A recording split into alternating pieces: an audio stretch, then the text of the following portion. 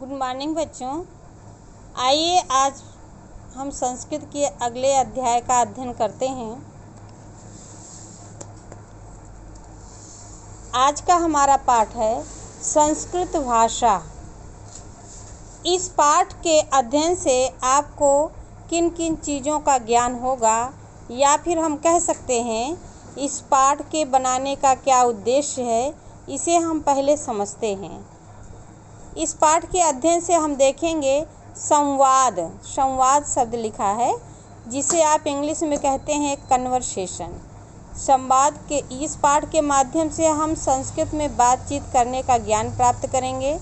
दूसरा है विशेषण विशेष पद प्रयोग। इस पाठ से हमें विशेषण और विशेष्य अर्थात जैसा कि आप जानते होंगे राधा सुंदर है तो उसमें राधा विशेष्य है और सुंदर विशेषण है।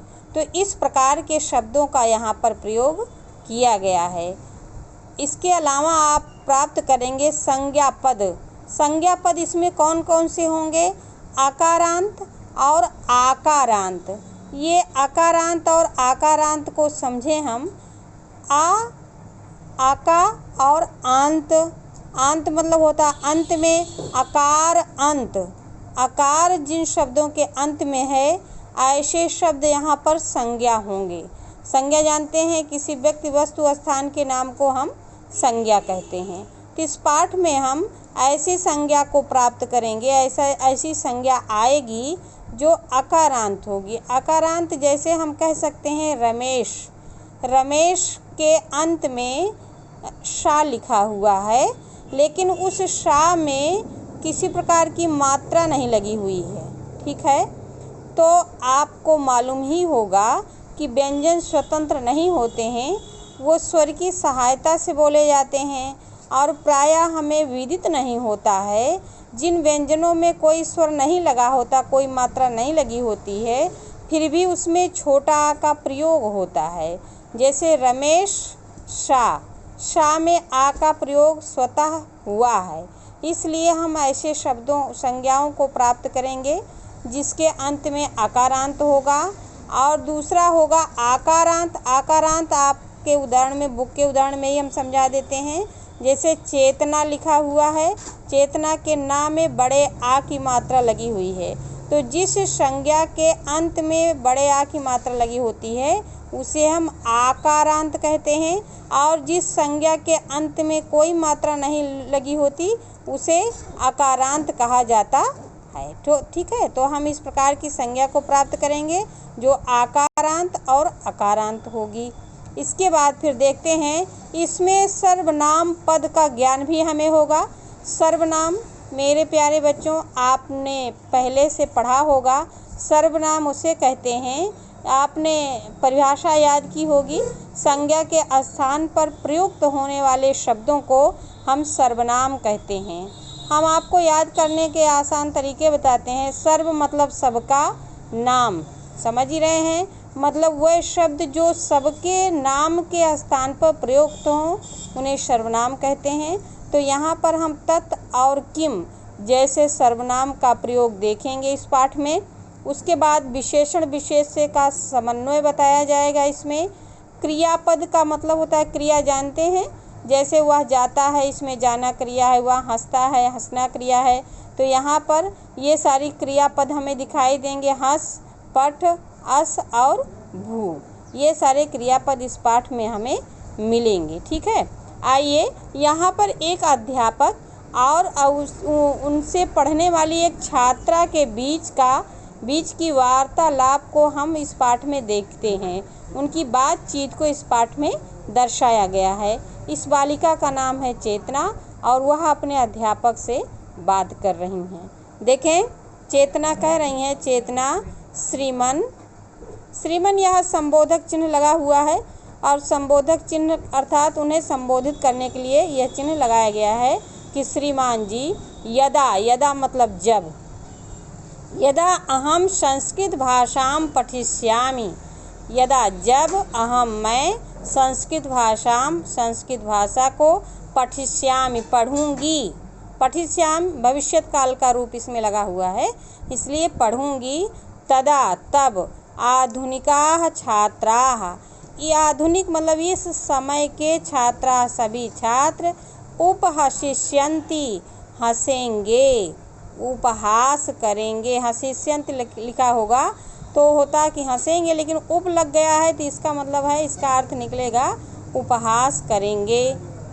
तो अध्यापक कह रहे हैं चेतने, चेतना ते वै, कौन, उन बच्चों के लिए संबोधित किया गया है जो उपहास करेंगे। ते संस्कृत भाषायाः, संस्कृत भाषा का महत्व को ना जानन्ति, नहीं जानते हैं। अतएव इसलिए, उपहसन्ति इसलिए हंसते हैं। ठीक है, चेतना वे संस्कृत भाषा के महत्व को नहीं जानते हैं इसलिए हंसते हैं। तो चेतना कहती हैं किम अस्ति संस्कृत भाषायाः महत्वम। यहाँ प्रश्न कर रही हो बालिका कि किम अस्ति क्या है संस्कृत भाषायाः, संस्कृत भाषा का महत्वम, संस्कृत भाषा का महत्व क्या है। तो अध्यापक कहते हैं, अध्यापकाः संस्कृत साहित्यमेव, संस्कृत साहित्य में ही अस्माकं मतलब होता है हमारे, संस्कृत साहित्य में ही मतलब संस्कृत भाषा में ही अस्माकं भारतीयानाम आदिमम, अस्माकं हमारे भारतीयों का, आदिमम मतलब आदि मतलब होता है प्रारंभ, मतलब प्रारंभिक, बहुत प्राचीन, साहित्यम वर्तते हमारे भारतीयों का प्राचीन साहित्य संस्कृत भाषा में ही लिखा गया है।